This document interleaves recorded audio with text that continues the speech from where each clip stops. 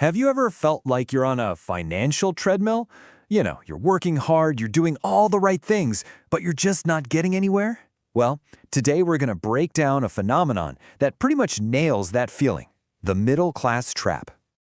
And we're starting with this quote because, man, it just gets right to the heart of it, doesn't it?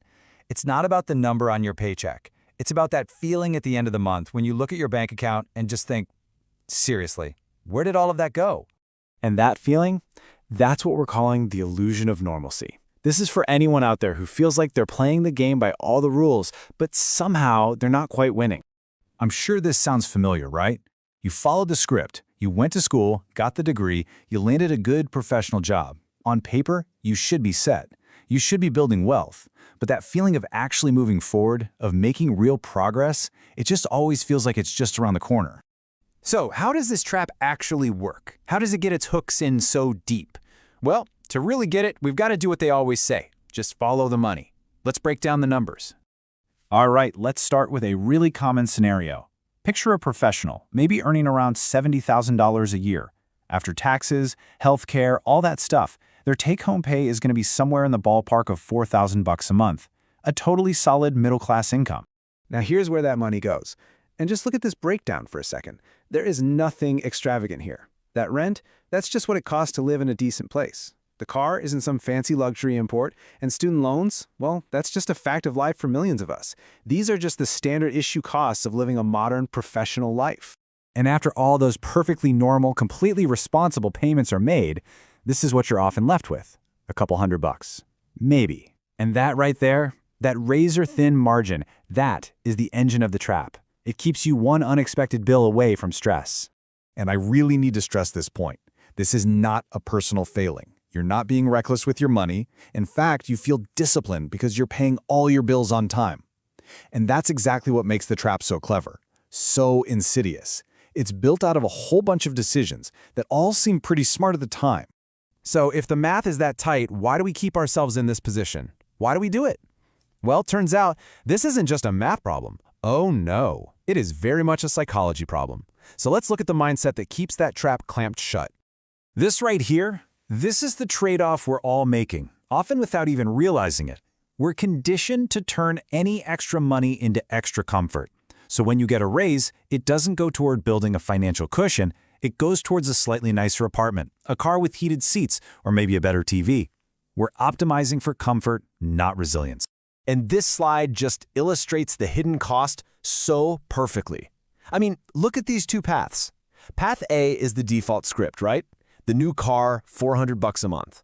Path B is the road less traveled, investing that same exact amount. The difference over a decade is staggering.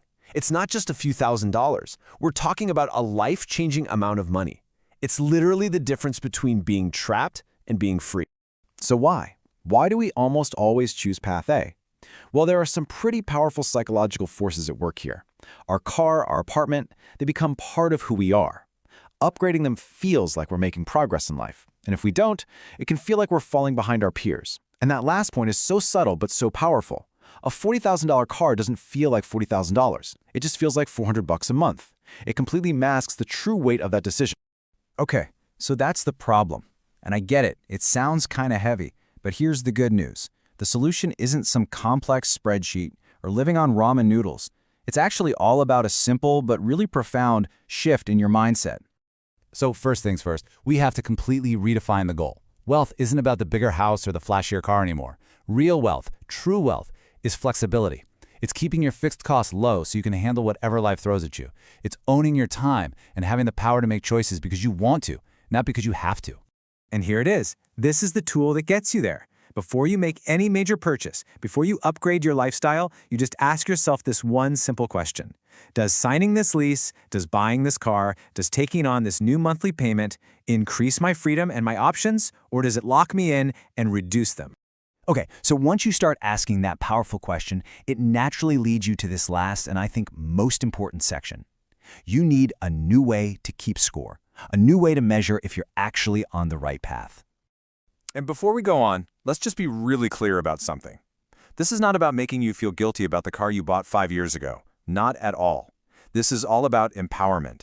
It's about gaining the awareness you need to make your next 10 choices just a little bit differently. This means we have to completely throw out the old way of measuring success. The new metric isn't, what can my monthly paycheck afford? No, the new, better measure of success is, how many months or even years of freedom has my money bought me?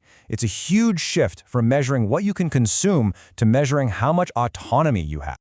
And so that's what we want to leave you with, a question to take with you. When you really look at your spending, past the temporary comfort, past the convenience, what is your money truly buying you? Is it buying you more obligations, more things to worry about? Or is it buying you more time, more options, and ultimately more freedom? The answer to that question, well, it changes everything.